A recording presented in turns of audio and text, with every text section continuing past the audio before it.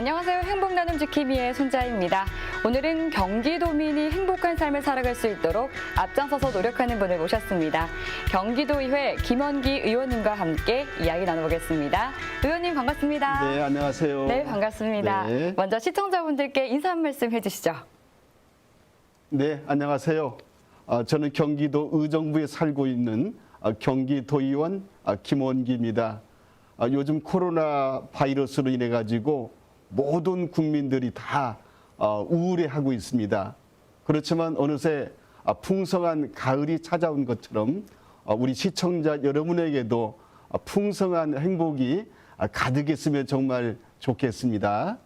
네, 또 의정부에서 귀한 걸음 해주셨는데요. 지금 현재 이 경기도 의회에서는 의원님께서 어떤 업무를 맡고 계신가요? 네, 저는 경기도 의회에서요. 네. 안전행정위원회 위원을 맡고 있습니다. 네. 안전행정위원회 하는 일을 제가 좀 소개할게요. 네. 현대인들은 많은 그 복지에 대한 욕구가 있습니다. 그래서 네. 저희들이 이 복지를 아동복지, 청소년복지, 노인복지 하는데 저는 여기에다가 안전에 대한 복지도 한번 말씀드리고 싶거든요. 네. 사람들이 불안해하지 않고 안전하게 살 수 있는 그런 도시를 우리 국민들이 꿈꾸고 있습니다. 그렇죠. 그래서 이 안전은 자연재해도 있고 예. 또 이 인위적인 사회의 재난도 있습니다. 네. 그런 사회적인 재난과 자연적인 재난을 예방하고 방지하는 그런 업무가 저희들의 업무인데요. 여기에서는 소방에 관련된 거, 네. 또 시민을 지켜주는 경찰 업무와 관련된 거, 저희들이 이것을 지난 7월 1일부터요, 대한민국의 자치경찰제가 시행이 되었어요. 네. 이 자치경찰이라는 것은 지역 주민들에게 적합한 생활 안전이나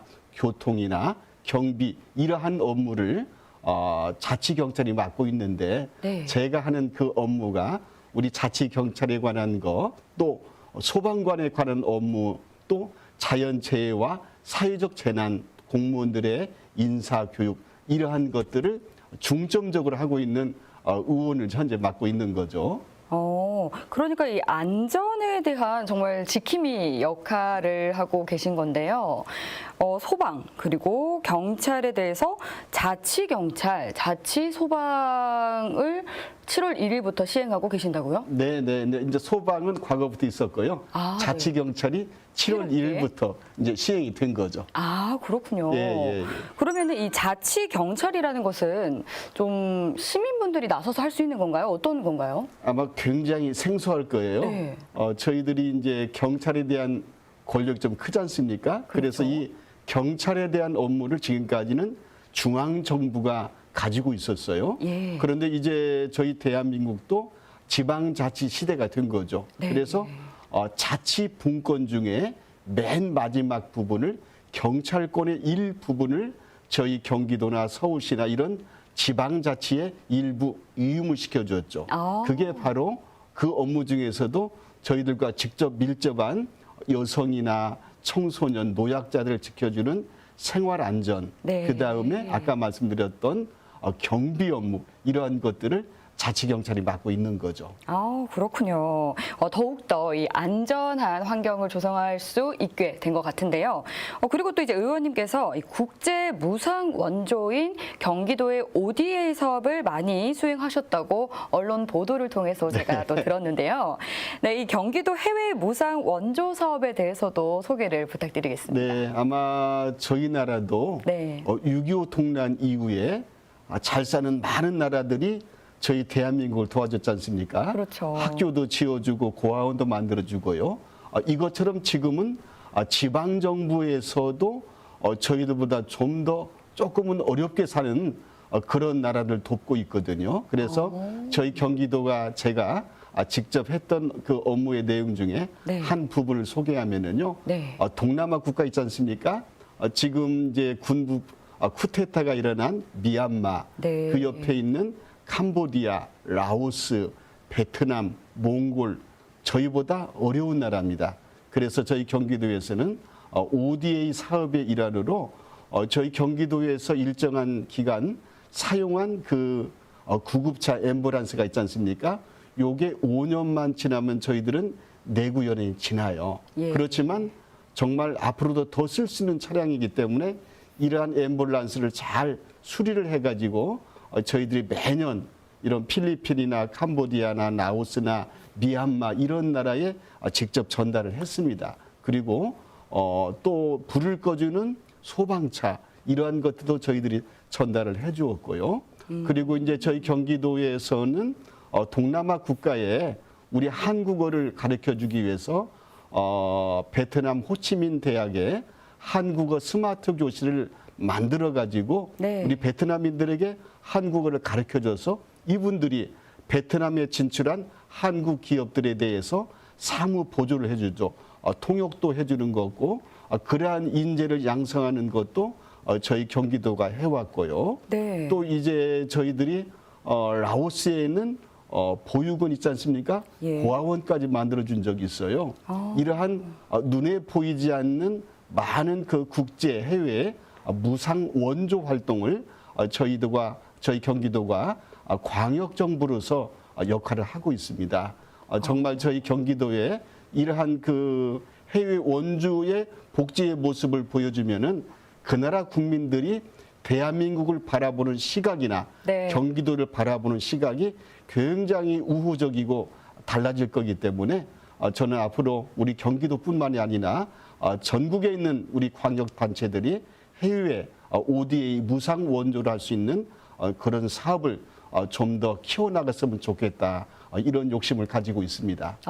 네. 저도 이야기를 들으면서 정말 대단하다고 느꼈던 게 이 정부 차원이 아니라 이 지방자치, 이 경기도에서도 이렇게 또 국제개발 협력 사업을 수행하고 있다는 것이 굉장히 놀라웠는데요. 그러니까 이런 경기도에서 하는 이런 여러 사업들을 통해서 또 대한민국의 위상을 높이는 데도 크게 일조를 하고 계신 것 같습니다. 네, 맞습니다. 네, 또 내구연이 지난 이런 구급차들을 사실상 뭐 전혀 사용한 데는 문제는 없잖아요. 예, 전혀 없죠. 그렇죠. 그런데 그런 차량들을 네. 수리를 하고 도색을 해서 보내주니까 네, 그분들은 새 구급차로 예. 탈바꿈을 해서 또 개발도상국에 지원을 하게 되면 또 거기서는 굉장히 또 큰 도움을 받게 되는 거잖아요. 네, 맞습니다. 네, 또 이런 일이라든지 이 한국어 교육을 하게 된다면 또 우리 또 소중한 문화 유산인 이 한국어에 대해서도 알릴 수 있는 기회가 되기 때문에 이런 국제개발 협력인 ODA 사업을 또 많이 수행하고 계신 것으로 알려주셨습니다. 그리고 또 이 최근에 의원님께서 외교 활동으로 필리핀 정부에서 경제특구청 특별 고문으로 임명을 받으셨다고 맞습니다. 들었는데요. 예. 네, 요즘 또 기초단체에서나 광역단체에서도 해외 지방자치단체와 함께 지방 외교 활동을 많이 하고 있다고 들었습니다. 의원님께서는 좀 어떤 활동을 하고 계신가요? 네, 과거에 그 고인이 되신 그 김의중 회장이 세계는 넓고 할 일은 많다 이런 네. 말 했지 않습니까? 이 외교라는 것은 중앙정부의 외교도 있지만은 예. 지방정부의 외교도 중요합니다. 그래서 서울시의 모습, 경기도의 모습, 예를 들자면 제주도의 모습, 이러한 모습들을 해외에 전하는 건데 네. 필리핀에는 경제특구청이라는 특구청, 중앙부처의 한 부서가 있죠. 네. 우리 한국을 따지면 아마 장관급 정도는 될 거예요. 예. 그 특구청에서는 해외에 자본을 투자를 시켜서 그 나라의 이제 기업을 활성화시키는 그런 업무를 하는 곳인데, 네. 저도 이 나라 정부에 제가 이제 사회복지를 전공한 또 교수였고 또 학자였기 때문에 네. 사회복지 정책을 그 나라 정부에 전달을 해주었고, 아까도 소개해드렸지만은 저희 경기도에 있는 소방 차량과 구급 차량을 제가 매년 필리핀 정부에 전달할 수 있도록 중간에 교량적인 역할을 했었거든요. 그래서 예. 필리핀 정부에서 우리 경기도에서 보내준 그런 ODA에 감사하고 또 그 나라 정부의 복지 정책에 대해서 네. 제가 좀 도움을 줬으면 하는 의미에서 저에게 경제특구청에 특별 고문을 저에게 이촉을 시켜준 거죠. 제가 앞으로도 그 역할을 충실히 잘해서 네. 저희 경기도뿐만이 아니라 대한민국의 위상을 높일 수 있도록 노력을 하겠습니다. 아, 근데 어떻게 처음에 이렇게 필리핀이라는 나라와 함께 연결을 하게 되신 건가요? 보통 해외 처음 시작은 네. 외교 관계로 시작된 게 아니고 네. 민간 외교로 시작이 됩니다. 왜냐하면 이제 필리핀에도 보면은 한국인 기업가들과 한국인 사업가들이 많이 있어요. 네, 그렇죠. 이분들이 필리핀 땅에 정착하면서 어려움을 겪고 있는데 그분들을 직접 도울 수 있는 것이 아마 필리핀 정부의 지방 정부의 관료들일 겁니다. 네. 그래서 우리 한인들이 거기서 생활하면서 여기는 이렇게 좀 어려운 점이 있지만 우리의 모국인 대한민국에는 이러한 것들이 풍족하니까 우리 한국에서는 5년만 사용한 구급차면은 조금은 낡은 차가 되지만 조금 어려운 나라에서는 10년을 사용해도 괜찮은 성능이거든요. 네. 그러면 한국에다 요청을 하자 해가지고 저를 이제 소개를 해주었고 예. 또 제가 또 연결이 되다 보니까 제가 과거에 사회복지를 했던 사람이기 때문에 그래도 대한민국은 복지국가니까 필리핀 나라에도 필리핀 지방정부에도 이러한 사회복지 정책을 좀 소개해 주세요 해가지고 연결이 되어서 이 역할을 하게 된 거죠. 아, 그렇군요. 그리고 이제 앞서서 이제 말씀해 주신 내용 중에 또 중앙 정부뿐만 아니라 이렇게 또 뭐 문화적인 것을 홍보하는 역할이라든지 또 국제적으로 협력하는 그런 역할은 지방자치 또 지방정부도 많이 지방자치 역할도 많이 하고 있다 이렇게 말씀해 주셨는데 사실 미국도 보면은 뭐 뉴욕 같은 그런 도시들도 특색이 있게 가지고 있잖아요. 그런 것처럼 우리나라도 이런 경기도에서 이런 국제 협력에 대해서 굉장히 많은 활동들을 해준다면 또 우리나라를 홍보하고 널리 알리는데 또 큰 영향을 끼칠 수 있지 않을까 그런 생각이 듭니다. 네, 그리고 이제 다음 질문으로 넘어가서요. 의원님께서 이 전국 광역자치단체 최초로 경기도 아동의 놀권리 증진을 위한 조례와 또 경기도 어린이 간접 흡연 방지 조례를 제정을 하셨는데요. 이 조례가 정확히 어떤 조례인가요? 아마 생소할 수도 있죠. 네. 아동의 놀 권리 증진. 아이들이 노는데 무슨 법이 필요하느냐. 근데 지금은 시대가 바뀌었죠. 과거에 저희들 어렸을 때나 우리 아나운서님 조금 그 동심의 세계 때는 아마 그 마음껏 뛰어놀 수도 있었고 마음껏 활동도 할 수 있는데 우리 현대 2021년 살고 있는 우리 아동들을 보면은요. 그렇지 않은 것 같아요. 학교에 있는 공부 시간, 또 학원에 가는 시간, 일정하게 운동하는 시간, 네. 이렇게 얽매여 있다 보니까 마음껏 쉬고 싶을 때 쉬지 못해요. 놀고 싶을 때 또 놀지 못합니다. 그리고 또 공부하고 싶을 때 공부를 못하는 것이 현실적인 상황 아닙니까? 네. 그래서 학교 시간이 아닌 학교 수업을 마친 그 일과 이후를 지방정부나 그러니까 기초단체나 광역자치단체가 아이들이 뛰어놀 수 있는 시간을 보장해주고 또 뛰어논다는 것이 그냥 무작정 뛰어노는 것이 아니고 예를 들자면 광명시에서는 광명시 보건소에서 아이들이 놀 수 있는 프로그램을 개발해 줘가지고 그걸 사용하게 하고요. 또 저희 또 경기도 의정부 같은 경우는 놀이터에 아이들 성장에 필요한 뭐 소근육이나 대근육을 일정하게 사용할 수 있는 운동기구가 있지 않습니까?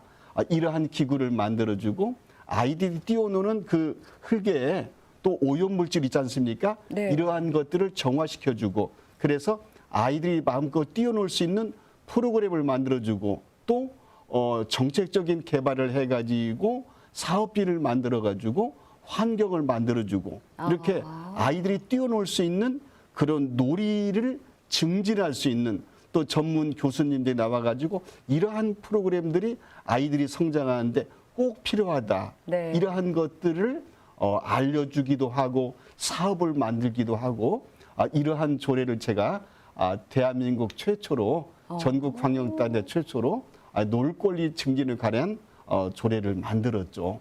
또 네. 아까 아나운서님 주셨던 것처럼 간접 흡연 방지. 예. 1년이면 말입니다. 네. 그 어른들의 담배로 인해 가지고 연간 사망자가 약 60만 명이라고 들었거든요.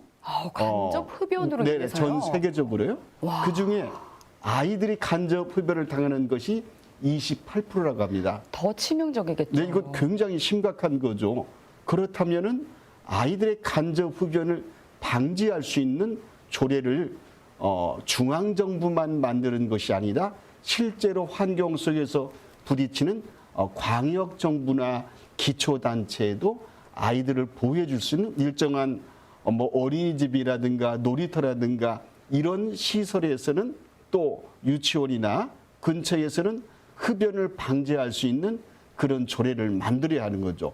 또 간접 흡연을 방지할 수 있는 교육 프로그램을 만들고 또 어른들에게도 간접 흡연에 관한 피해에 대해서 교육과 홍보를 시켜서 방지할 수 있는 그런 조례를 이것도 역시 저희 경기도에서 제가 전국 광역 최초로 이런 조례를 만들어서 물론 이제 흡연 인구에게는 조금 불편함을 줄 수가 있겠지만 우리 아이들이 건강하게 잘 성장을 해야 네. 대한민국의 미래가 밝지 그럼요. 않겠습니까? 네. 네, 그런 의미에서 조례를 만들게 된 겁니다. 맞습니다. 그리고 어떤 것이든지 이 최초로 어떤 것을 시행하고 또 항상 처음 시행을 한다는 것은 굉장히 대단한 의미가 있는 일인데 이런 조례 두 가지에 대해서 또 최초로 시행을 해 주셨다는 데에 대해서 제가 또 대신해서 굉장히 감사의 말씀을 전하도록 하겠습니다. 사실 저도 이 간접 흡연 때문에 불편했던 적이 한두 번이 아니거든요.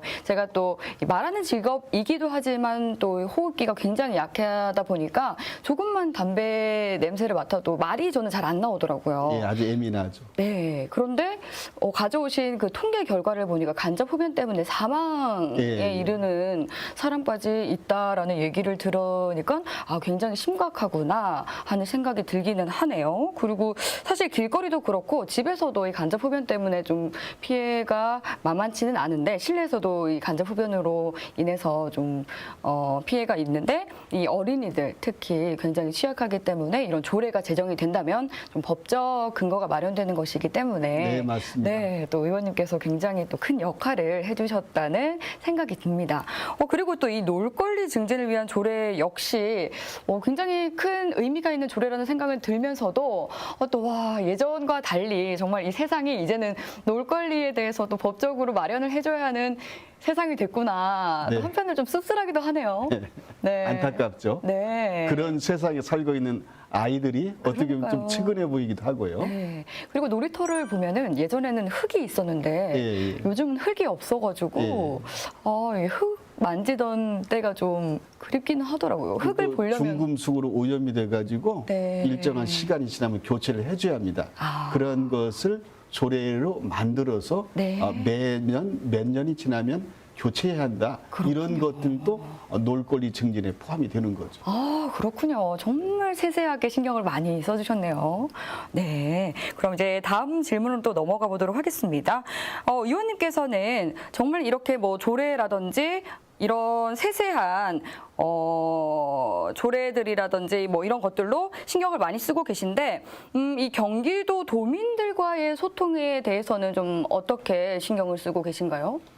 굉장히 어렵습니다. 뭐 과거 같으면 저희들이 현장에 뛰어가서 네. 우리 주민들 직접 만나고 소통하고 알죠. 좀 작년 봄부터 예. 코로나가 있다 보니까 그렇죠. 굉장히 소통하기 어렵습니다. 네. 하지만은 저희들 요즘 말하는 거리두기의 그 일정한 그 규정에 의해서 방역 지침을 준수하고 소수의 인원과 그런 각종 단체와 계속해서 간담회도 하고 함께 접촉해서 소통하고 또 최근 같으면은 경제 위기에 처한 소상공인들, 네. 자영업자들 이분들과 많이 직접 힘드시죠? 만나서 네. 정말 어렵다는 것을 같이 대화하고 정말 그 가난은 나라님도 구하지 못한다고 하지만은 네. 저희들이 함께 대화하고 지혜를 짜내다 보면은 작은 해결책이지만은 하나씩 그 복지적인 대안을 만들어서 소통하면서 풀어 나갑니다. 이러한 이제 방법도 있었고 최근에는 이제 그 SNS를 통해 가지고 예. 요즘 비대면 아닙니까? 그렇죠. 요즘 같은 오늘 이제 방송도 마찬가지죠.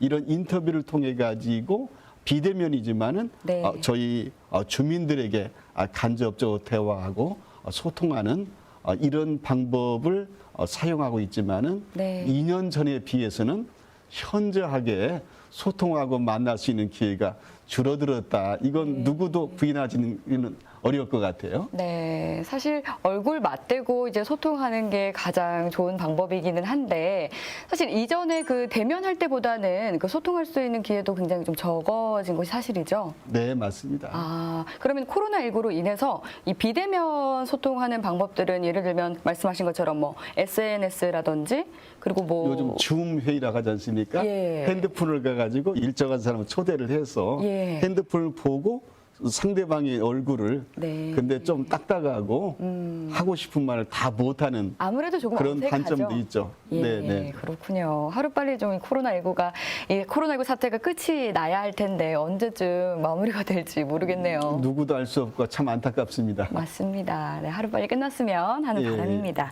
네, 그리고 또 의원님께서 이 올해 8월에 청소년 범죄 예방 관련해서 정담회를 하셨더라고요. 이 자리에서는 좀 어떤 이야기들이 오갔나요? 네, 정말 그 안타까운 일인데요. 네. 제가 좀 말씀드리기도 정말 참 어렵습니다. 저희가 한 달 전에 예. 제가 살고 있는 밀락 이지구라는 그런 큰 번화한 거리인데 네. 고교생 몇 명이 우리 그 30대 가장을 폭행을 해서 그 가장이 죽은 적이 있어요. 네.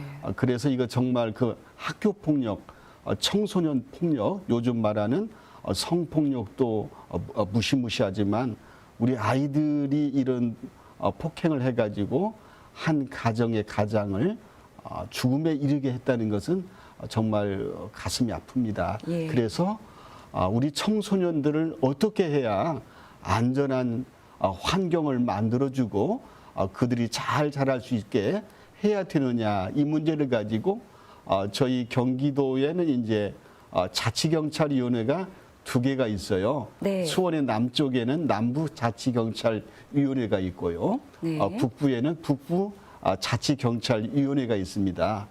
저희 경기 북부자치경찰위원회에서 이 청소년에 관련된 업무를 하고 있는 우리 그 여성 청소년 과장, 네. 아니 우리 경찰청의 과장님과 담당 경찰관들 또 저희 자치경찰위원회에 이런 업무를 담당하고 있는 공무원과 저희들이 함께 우리 아이들의 환경을 교육 환경을 어떻게 만들어 주냐고 아주 심도 있게 네. 토론도 하고 정담을 나누었던 그 결과물들을 저희들이 경기도에 정책으로 만들어서 그러한 범죄를 예방하기 위해서 순찰을 또 강화를 시키고 학교 내에서는 선생님들이 문제가 있을 수 있는 그 청소년들을 상담을 강화하고 또 범죄 예방을 위해서 좀 우범 지역에다는 CCTV를 더 설치를 해서 안전하게 사람들이 보행을 할 수 있는 그런 환경을 만들자는 여러 가지 의논의 그런 결과물을 만들게 된 거죠. 네. 순찰을 강화하고 또 상담을 강화하고 또 CCTV 설치를 해서 방범을 강화하는 등 여러 해결 방안에 대해서 또 의논을 나누신 것 같은데요. 이러한 좀 이 청소년들의 폭력이 계속해서 이슈가 되고 있는 원인이 좀 무엇일까요? 네, 제가 뭐 청소년 전문가는 아니기 때문에 네. 뭐라고 그 해결책을 찾을 수는 없지만 네. 이 자리에서는 이 문제는 네. 누구 개인의 문제가 아니고 네. 우리 사회 모든 구성원들의 예. 관심과 협조가 있어야 해결이 가능하다고 봅니다. 네. 이런 아이들의 문제가 발생했을 때 학교에 문제가 있다. 또 학교에서는 가르치는 가정 환경에 문제가 있다. 또 일반 시민들은 주변 환경을 잘 정리하지 못하는 기초단체와 광역단체에도 문제가 있다. 이렇게 서로 누군가에게 책임을 추궁하고 있는데 그것보다는 대한민국에 살고 있는 모든 국민들이 길거리에 있는 아이가 내 아이다. 그래서 관심 있게 지켜보고 그들을 선도해야 하는데 정말 안타까운 것은 가끔 뉴스를 보면은요. 네. 폭행하는 사람이 있음에도 불구하고 못 본 척 그냥 지나가 버리는 것이 우리들의 현실이죠. 정말 그것은 무섭기 때문에 네. 그 피해가 저 자신에게로 돌아올 수 있기 때문에 그냥 지나쳐 버리는 거죠. 여기에 대한 것은 온 국민이 책임을 같이 져야만이 예. 이러한 청소년들의 범죄를 사전에 예방할 수 있지 않을까 생각합니다. 맞습니다. 그리고 정말 굉장히 이 정담회가 의미 있었던 예. 자리인 것 같은데요. 말씀하신 것처럼 사실 이 한 아이를 키우기 위해서는 온 마을이 온 마을 다 필요하다라는 참여해야죠. 말처럼 인디언 속담에도 그런 말이 예, 있잖아요. 정말 아이들이나 청소년 같은 경우는 성장 과정에 있는 사람이기 때문에 말씀하신 것처럼 이런 사랑, 애정, 관심이 굉장히 필요할 것 같습니다. 의원님께서는 이런 청소년 복지에 굉장히 관심이 많으신 것 같은데요. 이 청소년 복지에 큰 관심을 가지게 된 좀 계기가 있으실까요? 뭐 저 말고도 많은 분들이 네. 청소년 복지에 관심이 있는데요. 제가 30대에 이제 예. 결혼하고 아이를 키울 때 동화구연을 했어요. 아마 이제 엄마들은 여성들은 동화구연을 많이 하는데 네. 제가 이제 전국 아버지 동화구연대에서 이제 입상을 하게 된 거죠. 대회를 나가셨어요. 예. 그래가지고 이제 동화구연가가 돼가지고 굉장히 다정한 전국의 아빠셨나 봐요. 학교나 낙도 섬에 네. 연극 공연으로 봉사를 하게 됐죠. 그렇군요. 그런데 한 번은 여의도 성모병원에 가면 그 당시에 한 25년 전이 되겠죠. 네. 소아암, 이제 백혈병 어린이 환자동이 있어요. 지금도 가슴이 찡한데 그 아이들이 전부 그 손에 닌게를 꽂고 있는데 제가 연극을 하고 동화를 들려줄 때 웃고 있어요. 예. 근데 마음속으로 쟤네들이 이제 그때가 크리스마스 전이었어요. 금년 크리스마스 선물을 내가 동화구연을 들려줬지만 네. 내년 크리스마스 때도 과연 보여줄 수 있을 것인가 마음이 참 그래요. 어쩌면 그 시한부 예. 생명을 살고 있는 아이들이기 때문에 여기에 대해 그때부터 제가 아동과 청소년에 관심을 가지고 네. 또 이게 이렇게 지방의원 도의원이 돼가지고 청소년에 대해서 좀 더 국가가 지방자치단체가 관심을 가지고 그들의 꿈을 키워줄 수 있는 건강을 책임져 줄 수 있는 아까 같은 간접 흡연 방지 조례라든가 이러한 것들이 아이들이 아까 말씀드렸던 백혈병 환자가 발생하지 않게 만들어주는 그것도 중요한 요소가 될 수 있을 것이다. 이것은 정책과 조례와 법과 예산으로 만들 수 있기 때문에 그게 이제 발단이 되어가지고 네. 사회복지를 하게 되었고 또 이러한 의정활동을 하게 된 겁니다. 정말 이 피부로 느끼셨던 그 경험을 통해서 이 청소년 복지에 관심을 가지게 되신 것 같은데요. 또 보니까 이 최근에 네네. 이 17회 경기도 사회복지사 대회에서 사회복지 증진에 귀감이 되는 분께 드리는 공로상을 수상을 하셨더라고요. 네. 네, 이런 진심을 또 알아주신 게 아닌가 싶은데요. 수상을 진심으로 축하드립니다. 네. 네. 수상 소감 한 말씀 해주시죠. 좀 쑥스럽고요. 저는 이제 이런 말을 많이 해요.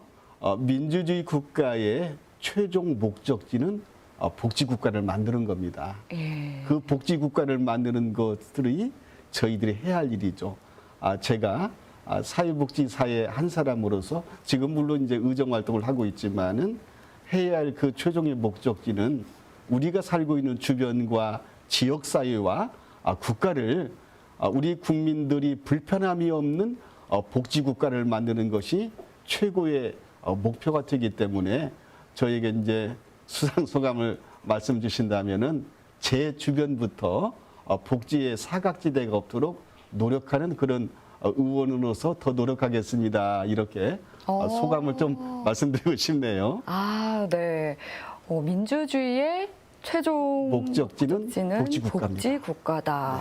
정말 명언 생각이 드는데요. 사실 이 복지라는 말도 복복자의 복지, 예. 행복한 나라를 말하는 거잖아요. 어떻게 보면. 예. 그러니까 말씀하신 것처럼 이 복지의 사각지대가 없는 나라라는 것은 취약계층이 행복하면 사실 누구나 다 행복한 세상이잖아요. 그들이 편하다는 것은 다 장애인이 편하면 또 비장애인도 편한 세상인 것이고 예, 예. 네, 그렇기 때문에 정말 그런 세상이 왔으면 좋겠네요. 네. 예, 그리고 이제 의원님께서 또 아동이라든지 이 청소년 복지에도 또 각별히 관심이 많으신데 그러다 보니까 앞서서 또 이 최초로 2가지 조례를 제정하시기도 했고요. 예. 또 이 밖에 관련해서 뭐 조례를 제정하신 게 있나요? 이제 여러 가지가 있는데 한 가지만 제가 더 소개하면은요. 네. 경기도 아동 청소년 복지 시설 그 퇴소 청소년 예. 제가 말하자면 깁니다. 퇴소 청소년 지원에 관한 이제 조례를 만들었거든요. 네. 이제 저희들 청소년 복지 시설 하면은 9세부터 24세까지 아이들이 네. 이제 청소년 그 복지 시설에서 보호를 받고 있죠. 그런데 문제는 이 시설 안에 있을 때는 국가나 지방 쉽게 정부가 먹고 자고 생활하고 학교 공부하는 것까지 이제 신경을 써주고 있는 거 아닙니까? 그런데 이 청소년들이 일정한 나이가 되고 퇴소를 했을 때 네. 아무것도 없죠. 그렇죠. 그때가 문제죠. 부모도 없고 또 누군가 지켜주는 사람도 없고 이 퇴소 청소년들을 지원할 수 있는 지방 정부 이전은 법적인 조례가 필요하다 해가지고 네. 그 당시에 몇 년 됐는데요. 퇴소 청소년들을 지원하는 그런 조례를 만들어서 우리 아이들이 아까도 말씀드렸지만은 시설을 퇴소했을 때 누군가가 지켜주지 못한다면은 어쩌면 그 범죄라는 네. 사회의 어두운 그늘과 손잡을 수도 있는 거죠. 그래서 그러한 것을 예방하는 측면에서라도 우리 주변과 지방자치단체가 퇴소 이후까지도 일정한 시간까지는 책임져주는 그런 역할을 만들기 위해서 조례를 만들게 된 거죠. 예, 사회 안전망을 이렇게 구축해 주신 것 같은데요. 예, 맞습니다. 이런 조례를 통해서 굉장히 좀 혜택을 본 이 청소년들도 많을 것 같은데 좀 보람을 느끼셨던 순간도 꽤 많으실 것 같아요. 근데 조금 이제 제가 말씀드린 그러운데요. 네. 이런 퇴소 청소년 아이들이 조금 이제 내성적이고 자기의 모습을 밖에 예. 공개하기를 좀 꺼려하는 그럴 경우도 수 있거든요. 있죠. 네네. 왜냐하면 이제 자기 가정과 그런 환경을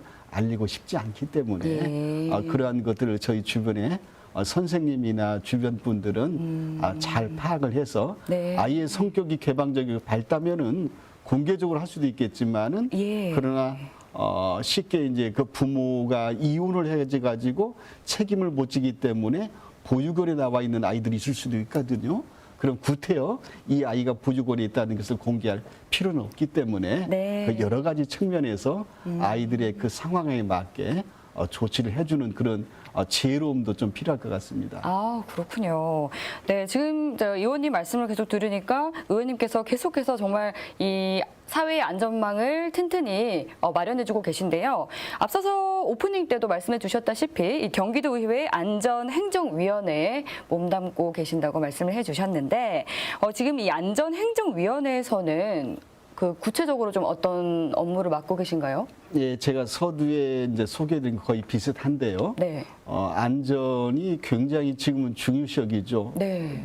지난 이제 8월 말에 보면은 때늦은 그 늦가을 장마라고 있었지 않습니까? 예. 이게 장마비가 많이 오다 보면은 집안이 약해지죠. 네. 집안이 약해지다 보니까 산사태가 날 수도 있고 때로는 이제 홍수가 나가지고 피해를 줄 수가 있고 그래서 저희 그 상임위에서요 안전실이라는 부서가 있어요. 예. 이런 안전실에서는 자연재해, 사회재난을 막기 위한 여러 가지 대책을 마련하죠. 또 최근에는 코로나로 인해 가지고 아마 작년 봄에 그 방역 마스크를 하루에 2장, 3장밖에 구입을 못한 적도 있지 않습니까? 네, 금스크 시절이 예, 있었죠. 예. 그리고 또 손 세정제도 없고 네. 소독약도 없고 이러한 위기를 저희들이 어떤 예방적인 차원에서 이 안전실에서는요 일정한 분량의 마스크를 선제적으로 구입을 해가지고 저희 경기도만큼은 지금 비축해 놓고 있습니다. 예. 또 손세정제나 소독약이나 이런 코로나 방역과 관련된 물품들을 저희들이 사전에 준비한 거 있지 않습니까? 네. 이것처럼 저희 상임위에서 하는 그 업무가 국민과 도민의 안전을 책임졌기 때문에 코로나와 관련된 자연재난, 사회재난, 또 태풍이 불 수 있는 거, 또 겨울에는 눈이 많이 와가지고 도로에 폭설이 내려서 자동차가 다닐 수 없는 그런 상황도 있지 않습니까? 네. 그래서 우리 도민들이 편안하게, 우리 국민들이 편안하게 생활할 수 있는 안전에 관련된 업무를 주로 많이 하고 있죠. 아까도 말씀드렸지만 여기에는 그 자치경찰, 네. 또 우리 주민들이 뭐 그렇게 해서는 안 되지만은 아파트에 가는 문이 잠겨가지고 문이 안 열려요. 예. 그러면 또 119에 신고를 해가지고 문을 열어주고, 심지어는 벌집이 있으면 벌에 쏘이면은 생명의 위협을 느끼지 않습니까? 네. 그래서 벌집 제거를 요청도 하고, 또 우리 소방서에 겨울철에 보면 고드름이 열려가지고 고드름이 떨어지면 다칠 수 있지 않습니까? 네. 이러한 업무를 할 수 있는 소방관들에게 소방관의 처우 개선과 소방관의 복리 증진, 네. 소방관이 그 원활하게 활동할 수 있는 이런 여러 가지 정책을 하는 것들이 저희 안전행정위원회의 소관 업무가 되겠습니다. 사실 이제 평소에는 잘 못 느끼지만 위기 상황에서는 꼭 필요한 업무들을 맡고 계신데요. 네. 그리고 보니까 위원님께서는 사회복지사로 근무를 하시다가 지금 삼선 도의원으로 계시거든요. 네. 어떻게 사회복지사를 하시다가 정치로 입문을 하게 되셨나요? 네, 처음에 이제 사회복지 현장에서 네. 지금 우리가 필드에서 일했다 그런 말 하지 않습니까? 예. 제가 이제 노인복지센터 센터장을 했었고요. 또 대학에서 사회복지학을 강의하는 사회복지학과 교수로 일을 했거든요. 네, 어쩐지 이 복지에 굉장히 일가견이 있으시더라고요. 고맙습니다. 네. 근데 이 복지가 네. 학교에서 학생들을 가르치다 보면은요, 예. 이게 현장이 아닌 이론으로 그쳐버려요. 이렇게 해야 된다라는 그러한 그 포부도 있고 계획도 있는데, 나라에서 법을 만들어 주지 않고 또 예산을 만들어 주지 않으면 그냥 이론에 불과한 거죠. 한계가 있죠. 네, 그래서 도연이 된다면 그래도 경기도의 1,380만 도민에게만큼은 이러한 복지 정책을 소신껏 펼칠 수 있을 것이라는 그런 희망과 기대를 가지고 복지의 현장에서, 네. 복지의 또 교육 현장에서 예. 일을 하다가 결국은 우리 경기도 의회에 입성을 해서 과거에 여성가족교육협력위원회에서 네. 우리 아이들에 관련된 또 청소년에 관련된 그런 복지 정책을 하는 그런 또 의원으로서 활동을 하게 된 거죠. 벌써 이제 약 10여 년 동안 이제 정치 의정 활동을 해 오셨는데요. 사실 이 10년이라는 세월이 굉장히 긴 시간인데 그동안 참 많은 일들이 있으셨을 것 같습니다. 그동안 좀 기억에 남는 에피소드가 있다면 공유를 부탁드리겠습니다. 네, 의원은요. 예. 어떤 분이 이렇게 말하거든요. 자신이 만든 조례로서 답을 해야 한다.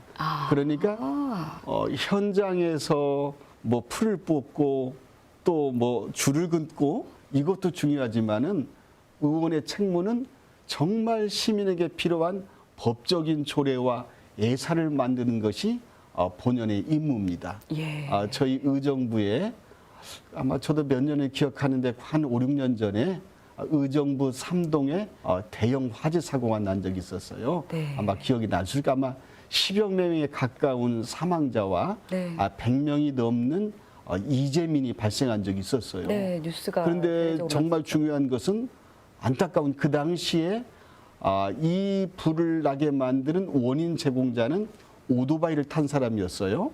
오토바이를 그 아파트 입구에 세워놨는데 오토바이에서 합선이 되가 자연적 화재가 나가지고 그 당시에 이 건물이 드라이비트 공법으로 지어졌거든요. 예. 드라이비트 공법이라는 것은 안에다가 두꺼운 스티로폼을 넣고 의장재를 마감한 그런 건물을 이야기하는데 불붙기가 쉬운 네네, 거죠. 순간적으로 오토바이 합선된 그 불이 타 올라가지고 100여 명이 넘는 이재민이 발생했어요. 네. 문제는 뭐냐? 이 10명이 넘는 사망자, 100명이 넘는 이재민들에게 이 화재를 일으킨 원인 제공자가 보상을 해야 하는데 네. 보상할 능력이 없죠. 그럼 이걸 누가 책임져야 합니까? 국가도 책임질 수가 없는 거죠. 그래서 국가가 책임질 수 없는 이러한 재난이 발생했을 때 네. 저희 의정부시와 경기도도 이러한 그 이재민에게 도와줄 수 있는 법적인 근거가 없었어요. 예. 그래서 그 당시에 이제 도와줄 수 있다면은 뭐 새마을단체나 적십사단체가 이분들에게 뭐 밥을 해주고 어떤 옷가지를 갖다 주고 이불을 갖다 주는 그런 인도적인 봉사적인 측면에 도움은 있었지만 이분들에게 배상 책임을 져주고 사망자에게 일정한 돈을 주고 환자들의 일정한 치료비를 줄 수 있는 그런 게 전혀 없었어요. 그래가 제가 그 당시에 사고 발생에 의한 네. 그러한 피해 주민들을 지방자치단체 그러니까 저희 경기도와 의정부시가 이러한 피해 주민들을 지원해 줄 수 있는 조례를 전국 최초로 그때 개정을 해서 그분들이 1년 이상의 오랜 그 이재민 생활을 하다가 보상을 받게 되는 그런 기억이 있거든요. 그때 네. 의원으로서 당시에는 전혀 생각지 못했던 이재민들에게 그래도 작은 돈이지만 일정한 피해를 보상해주고 치료비를 주어서 이분들이 다시 생활 일선에 활동할 수 있는 그런 재기의 기회를 만들어줬던 것이 경기도의원으로서 큰 보람을 느끼고 있습니다. 그럼요. 그 이재민 분들께는 그분들을 잊지 않고 그렇게 조례를 마련해주고 또 뭐 크지 않은 돈이라 하더라도 그렇게 마련을 해줬다는 것만으로도 굉장히 큰 힘이 되셨을 것 같거든요. 앞으로는 좀 어떤 정치인으로 남고 싶다라고 생각하시는 게 있나요? 이제 이렇게 말씀드리고 싶어요. 네. 요즘 이제 정치가 코로나1로 인해 가지고 경제가 어렵다 보니까 네. 정치에 대해서 많은 불신을 가지고 있습니다.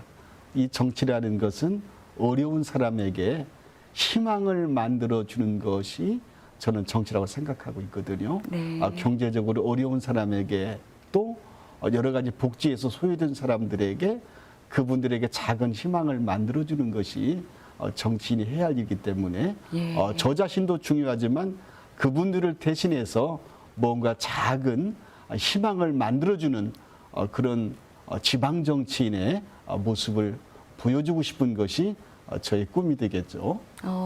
네. 정말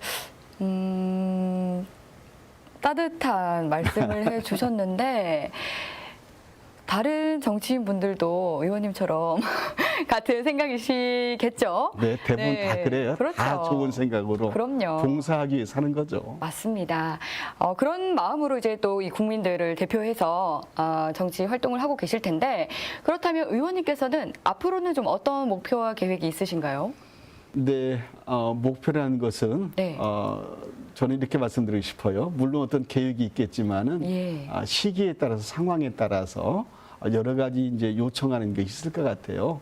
하지만 지금 저에게 맡겨진 것은 의정부라는 지역사회 또 경기도라는 거대한 광역도시가 있어요. 예. 저희 경기도는 1380만이라는 대한민국에서 가장 큰 광역도시입니다. 그렇죠. 또 저희 의정부도 서울에 바로 인접해 있는 수도권의 도시가 되기 때문에 네. 이분들에게 어떤 그 도시 환경을 저희들은 그 인프라 구축이라고 하거든요. 어떤 정치를 하겠느냐. 시민들이 불편함이 없도록 만들어야 한다. 이것은 주변에 아까도 말씀드렸지만은 학교도 필요하고 병원도 필요하고 복지시설도 필요하고 이 모든 것들이 다 필요한데 이걸 다 만들 수는 없는 거죠. 일정한 세원이 조달이 돼야 합니다.